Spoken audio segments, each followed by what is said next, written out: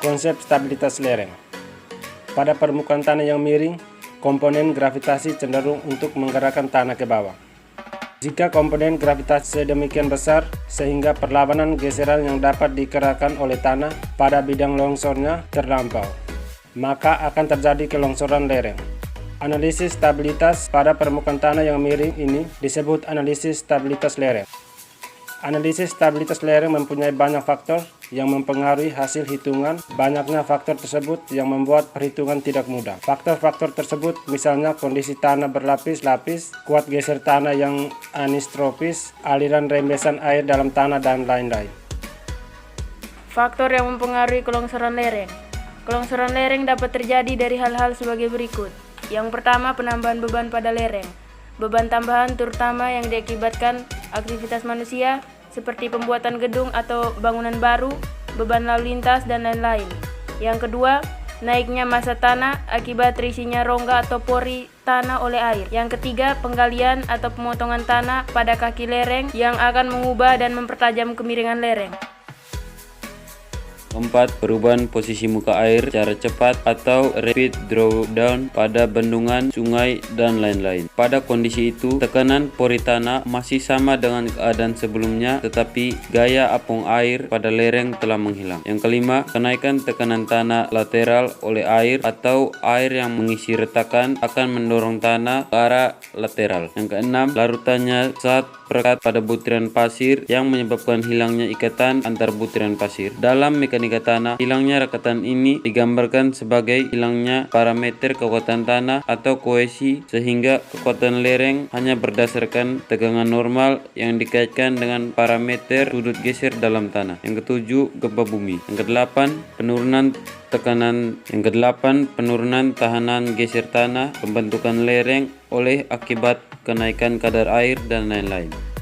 Metode yang digunakan untuk perbaikan stabilitas lereng. Yang pertama, pengurangan beban. Mengurangi beban di atas lereng untuk mengurangi tekanan tanah. Yang kedua, pemadatan tanah. Meningkatkan kepadatan tanah dengan pemadatan mekanis atau penambahan bahan pengikat. Yang ketiga, pemasangan tiang pancang. Memasang tiang pancang untuk meningkatkan daya dukungan lereng. Yang keempat, dinding penambah tanah. Membangun dinding penahan tanah untuk mengurangi tekanan pada lereng. Yang kelima, pembatasan air tanah. Mengontrol air tanah dengan drainase untuk mengurangi tekanan air tanah.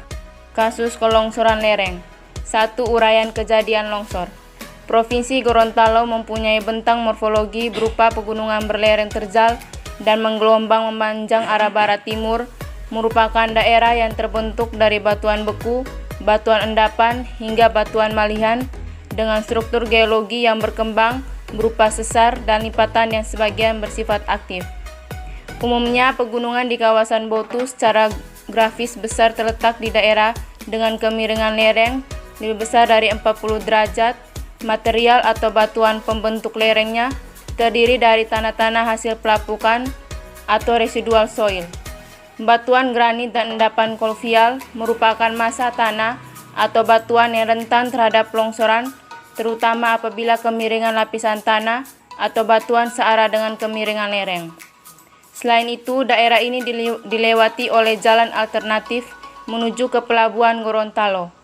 Jalan akses ini memiliki panjang 16 km yang direncanakan akan terhubung dengan jalan arteri di bagian utara kota Gorontalo.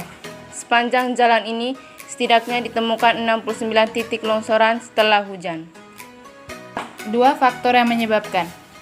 Salah satu faktor penyebab longsoran yang sering terjadi di Kelurahan Botu adalah akibat intensitas curah hujan relatif tinggi dengan durasi yang lama yang menyebabkan perubahan atau peningkatan kandungan air dalam tanah. Hal ini dapat merubah kondisi tanah dari kondisi tidak jenuh air unsaturated menjadi jenuh air saturated, sehingga parameter kuat geser tanah, terutama kohesi atau C, antar butiran akan berkurang.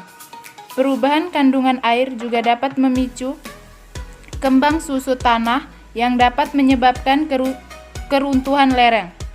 Apabila pergerakan tanah akibat perubahan volume ini terjadi pada tanah pembentuk lereng, maka akan terjadi longsoran yang dapat mengakibatkan kerusakan yang cukup berarti. 3. Rencana perbaikan dan pengendalian. Berdasarkan penyebab-penyebab yang telah diuraikan di atas, maka masalah air yang menjadi penyebab utama terjadi longsoran di Batu. Untuk itu, langkah selanjutnya guna mencegah ancaman yang lebih besar lagi adalah dengan metode-metode seperti ini. A. Drainase permukaan. Membuat parit terbuka dapat mereduksi genangan air dan untuk mengontrol aliran permukaan dalam zona berpotensi longsor. Selokan terbuka juga digunakan untuk membedakan aliran air yang akan masuk ke dalam zona tanah yang tidak stabil. B. Pengalihan air permukaan.